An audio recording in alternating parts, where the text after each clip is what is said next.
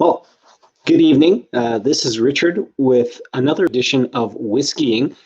This time, we're going to be tackling, well, at least up here in Canada, a much derided and overlooked whiskey I like to call Alberta Premium, a 100% Canadian rye that you will pay like less than $1 an ounce for, and well, I hope maybe will become your day drinker like it is mine. That's why I'm holding a 40-pounder, and it's a little bit down already. So the scoop with Alberta Premium, it's made here in Alberta, Canada, hence the name. And like, if for those of you who aren't from here, if you go to any like dive bar, this might be the bottle that you pour. They will pour from if you ask for a in Coke, as we call it here.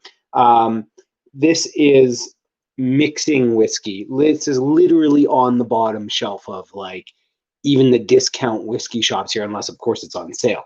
So obviously people are going to turn their noses up at it. It's got a plastic cap. I mean, come on. It fits the bill as a bottom end whiskey, except I'm letting you in on the secret.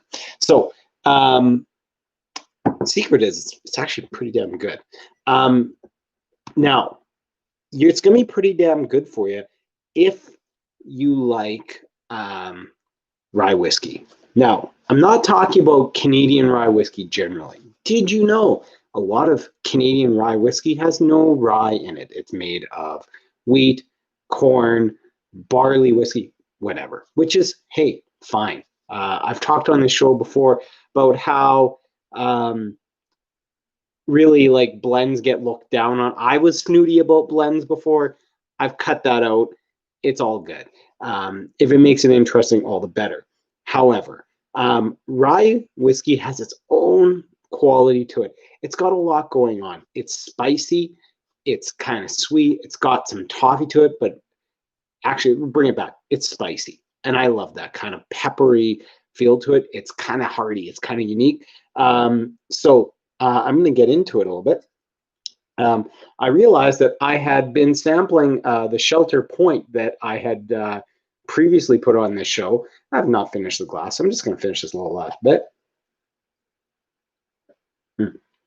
Whiskey, of course, is a very professional broadcast. So I come extremely prepared right after I put my toddler to bed.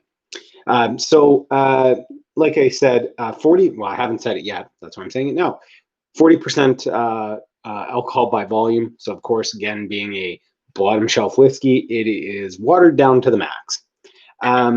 There is, first of all, I'll say this is like the base Alberta Premium. There is Alberta Premium Dark Horse. They've gotten into some cast strength releases that are actually quite wonderful. There's a 20-year-old aged one out there that's not worth the money. This is a 40% alcohol, 100% rye. It's going to cost you, get it on sale, this size, so it's 750 ml. No, this is a 1.14 liter. This is a big one for like $35. It is cheap and delicious. Now, what's the value of having cheap whiskey in yourself? Obviously, guilt-free drinking. You can have one of these a night and not blow your budget. And you're going to feel like a sophisticated individual, not because you drink expensive whiskey, but because you know the good, cheap whiskey. A scholar among whiskey drinkers. Okay, so into the deets. The nose. You're getting a little bit of toffee. So it's not coming, that spiciness isn't necessarily coming off right on the nose. Got a little toffee, a little bit of apple. It's kind of juicy. It doesn't have the depth. Now, of course, this being like quite affordable whiskey, it's probably aged. I mean, the minimum in Canada is 3 years. Maybe not a lot longer than that. Yeah, it's got a little bit of maybe mineral smell to it. Nothing turning you off here, and no big nose of like ethanol burning alcohol, crappy stuff like that. Okay. So nice quality, gentle, if anything, on the nose. So then let's take a taste.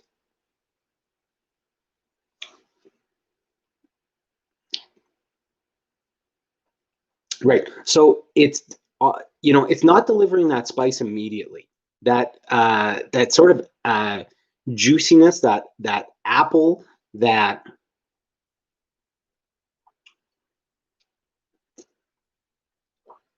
mm, like think of like a date squirt or a butter tart, um, where it's like rich and kind of bright, but maybe it doesn't have like a lot of like um, richness to it. Like it's it's not a particularly oily one. It's a little bit on the watery side, so it leans bright instead of rich or full bodied. I guess would be the best way to describe that. So again, second tasting here.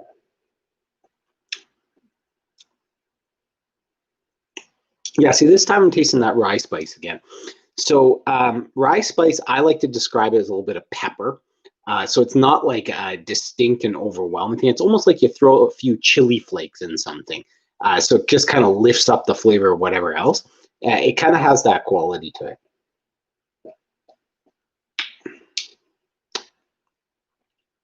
Yeah, and even there is something a little bit earthy underneath it, like maybe a little clove. I think would probably be the best way to capture it. So there's not like a huge variety of flavors in there, but there's definitely enough to keep it interesting. Again, when you're looking at a daily drinker, you don't necessarily want something super heavy. This is very much a just easygoing sipping whiskey. Nothing that's going to blow you away that you have to pay a lot of attention to. It's kind of like watching like that. It's like watching Brooklyn Nine-Nine. End of the day, you just want to laugh. You just want to have a little enjoyment. You don't want to think like too much.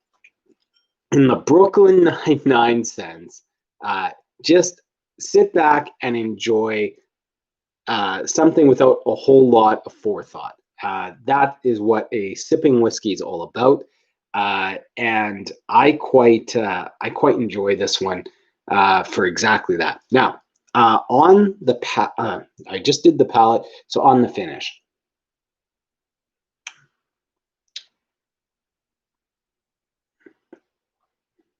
Yeah. So where that toffee that I found on the tongue right there gives way to just kind of just that real pepper spiciness. Now, uh, it's gonna come. It's a little bit hot. It's got a little bit of ethanol to it. It's still relatively cheap whiskey. I mean, I've had the cast strength, more advanced age one that takes some of that edge off. It's got a little bit of edge, but unless you are pounding this whiskey, unless you're taking a shot of it, it's not an overwhelming alcohol burn on it at all. And like I said, to me, it's mostly rye spice and pepper, and it's not a lot of alcohol burn. So that lifts it way above any like cheap whiskey. I'm going to put it above Crown Royal, absolutely. Uh, it's got enough intrigue to be like worth sipping, and lacking the alcohol burn that would turn you off from having another sip. Uh, what more could you want in a daily drinker for less like buck and ounce? It's a fantastic find. Ignore the snootiness at all. Go right for that bottom shelf. Grab some Alberta Premium. They're the unofficial whiskey of this here Whisky-ing show. Maybe eventually will be the official one, but I honestly don't chill for them. I just really enjoy having a bottle of this around as a standard go-to. I always make room on the shelf for it. I hope you do too. This has been another edition of Whisky-ing, and thank you for watching, and we will talk to you soon.